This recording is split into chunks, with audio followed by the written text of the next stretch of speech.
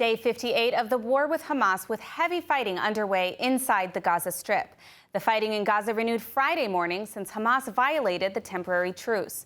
Airstrikes hit over 400 terror targets, with the IDF warning civilians to move to designated areas. More from ILTV's Steve Leibowitz. Since early Friday morning, the IDF renewed the offensive in Gaza after an 8-day truce. Air Force and artillery carried out extensive airstrikes, hitting over 400 terror targets in Gaza since the renewal of fighting. The army is telling Gazan civilians to move to designated safe zones ahead of planned advances of troops on the ground in northern Gaza, indicating that ground operations in the southern part of the Strip were due to start soon.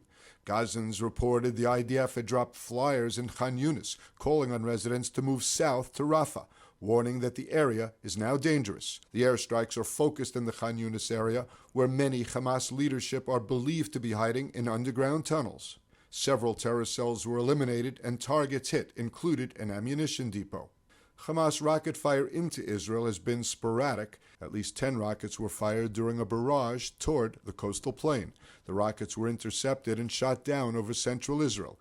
A man in Holon was hurt by shrapnel from a rocket barrage. There was heavy shelling into Gazan border communities, with material damages at kibbutz Mifalsim, near the border with the northern Gaza Strip. Meanwhile, the IDF announced that the head of the Army Brigade on the Gaza border was murdered during the Hamas massacres on October 7th, and his body is held by Hamas in Gaza. Colonel Asaf Hamami, age 41, the commander of the Gaza Division's Southern Brigade, was recognized as a fallen soldier held by the terrorist group. Looking north, the relative 8 days of calm on the Lebanese border ended as soon as the Hamas violated the truce in Gaza. Rockets were fired from Lebanon at army posts along the border near Rosh HaNikra and Margaliot.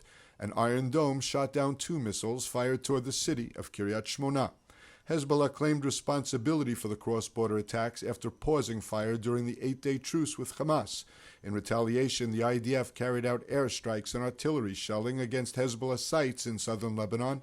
The IDF struck a terrorist cell in South Lebanon close to the northern community of Zarit as a fighter jet, combat helicopter, and artillery struck the Hezbollah